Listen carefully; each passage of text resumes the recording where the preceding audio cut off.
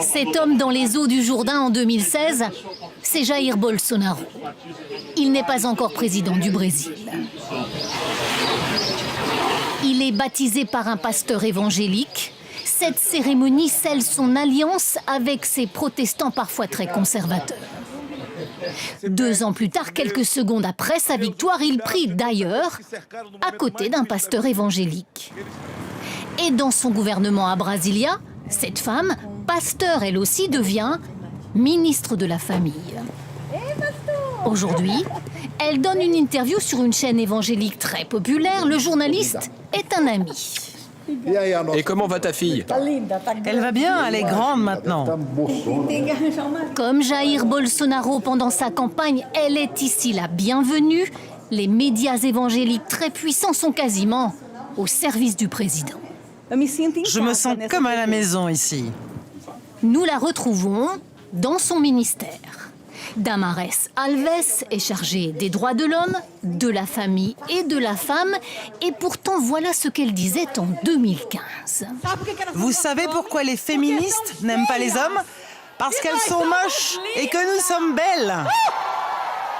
Derrière ces petites phrases, une vision très conservatrice sur les questions sociétales, famille, homosexualité ou encore avortement. Je suis contre l'avortement, même en cas de grossesse après un viol.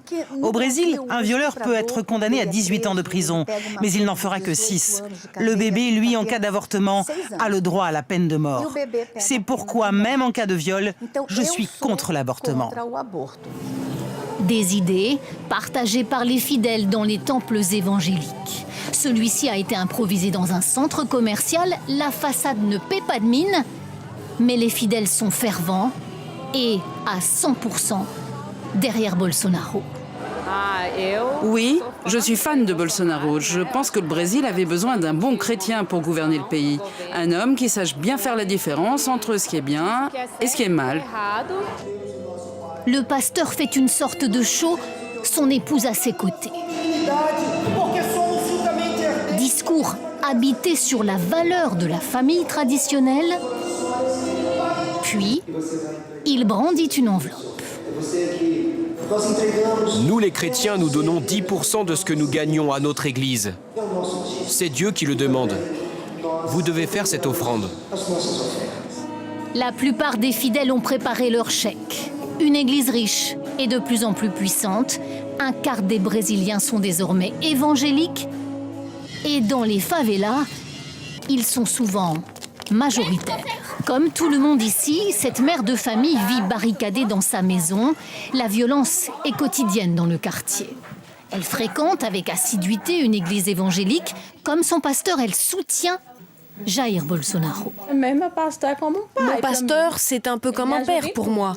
Il m'aide spirituellement et parfois financièrement. Il est toujours là pour tout. Une église qui sait écouter les plus fragiles. Jair Bolsonaro l'a bien compris. Son alliance tacite avec les évangéliques n'était pas sans arrière-pensée politique.